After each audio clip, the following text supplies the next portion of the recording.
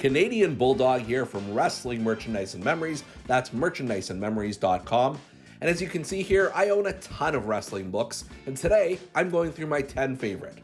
Why? Because we're right in the middle of Booktober, where we have reviews of wrestling books and other features on a daily basis throughout October, so feel free to check it out at the link below. Now, these 10 books I'm presenting are in no particular order. They're my favorite reads. Your mileage may certainly vary. These top picks are based on the Canadian Bulldog rating system, developed, believe it or not, way back in 2005. So some of the terms may be a bit dated, but here are my 10 all-time favorites. First up is the book, Is Wrestling Fixed? I Didn't Know It Was Broken, by Bill Apter. Now, if Apter's name may be familiar, he's one of the most famous wrestling journalists in history, to the point where Pro Wrestling Illustrated and other publications are still called the Apter magazines. Bill holds nothing back in this really interesting read, talking about how he first became a reporter, which included many times helping to protect the business from outsiders. Nitro, the incredible rise and inevitable collapse of Ted Turner's WCW, is a real behind-the-scenes look at everything that happened in World Championship Wrestling. Guy Evans conducted something like 120 interviews to get the behind-the-scenes dirt, including a few obscure facts that WCW head Eric Bischoff wasn't aware of until the book's publication. A Lion's Tale Around the World in Spandex is the first of several autobiographies written by Chris Jericho with Peter Thomas Fornatale. This book details Jericho's travels in various regions and territories before finding some success in WCW and finally being recruited into the WWF. Jericho's humor is well evident throughout this book.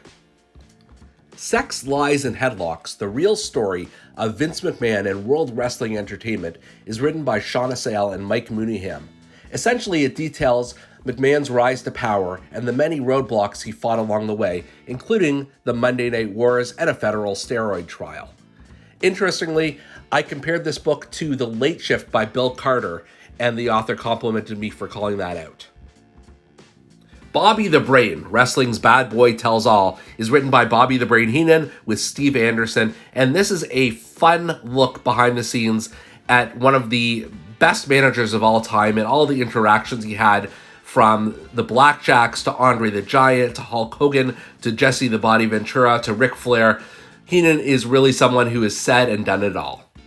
Chris Jericho returns with Undisputed, How to Become the World Champion in 1,372 Easy Steps.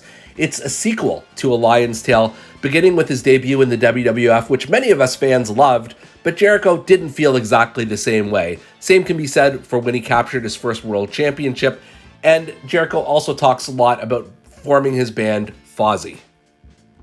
Pain and Passion, The History of Stampede Wrestling by Heath McCoy, is exactly that, a history of one of wrestling's most influential promotions. Not only do you hear about the entire chronology of the Hart family, but you also hear about some of the turbulence that happened behind the scenes and who really held the power. This is a great read for anyone who wants to learn more about Stampede and the many, many stars that it spawned over the years.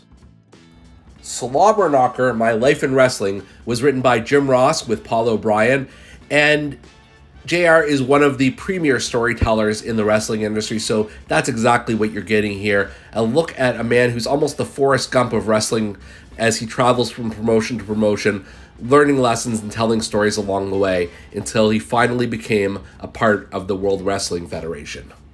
Guess what, Chris Jericho?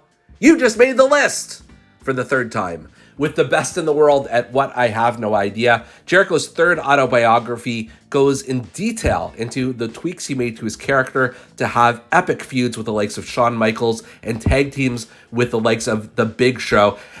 More or less, this is Jericho's final biography before he leaves WWE for AEW. Finally on our list, Have a Nice Day, A Tale of Blood and Sweat Socks by Mick Foley. This is the OG wrestling biography and the standard by which all other wrestling books should be judged.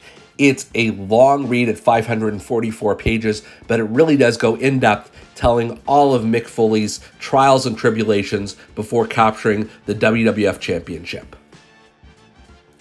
Those are some of my favorite wrestling books, but what about yours? Leave a comment below and make sure to check out Booktober at the address on your screen.